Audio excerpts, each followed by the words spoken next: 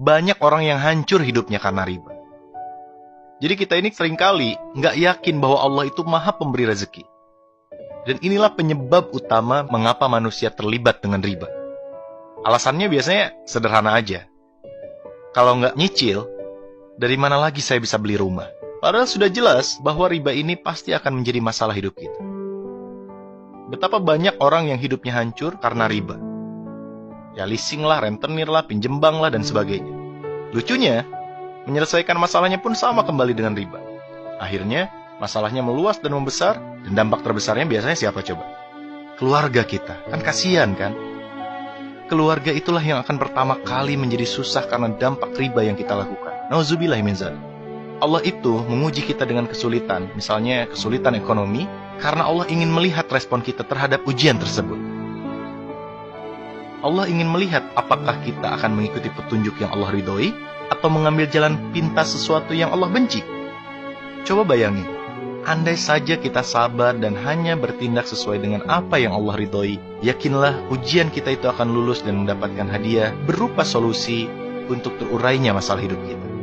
Tapi sayangnya nih, kebanyakan manusia selalu kembali memilih jalan yang Allah benci. Hingga akhirnya apa coba?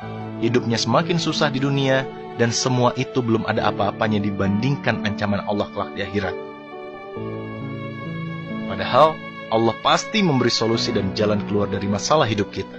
Yakinlah, itu janjinya. Sungguh, sahabatku semuanya, Allah melaknat para pelaku riba beserta saksi-saksinya, atau mereka yang memahami dan mengetahui transaksi riba. Hai orang-orang yang beriman, janganlah kamu memakan riba dengan berlipat ganda dan bertakwalah kepada Allah, supaya kamu mendapatkan keberuntungan. Hai orang-orang yang beriman, bertakwalah kepada Allah dan tinggalkanlah sisa-sisa dari berbagai jenis riba, jika kamu adalah orang-orang yang beriman.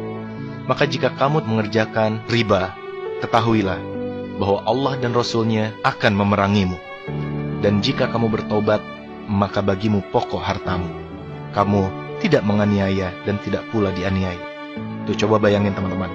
Allah dan Rasul-Nya akan memerangimu. Ini bayangin nih, kelak besok lusa di akhirat kita melihat Nabi Muhammad SAW, kita ingin memeluk Rasulullah, kita ingin mencium tangannya, kita mencintai dan merindukannya, tapi tiba-tiba Rasulullah mengangkat pedangnya dan berkata, engkaukah yang selama ini menantang berperang dengan Allah dan denganku?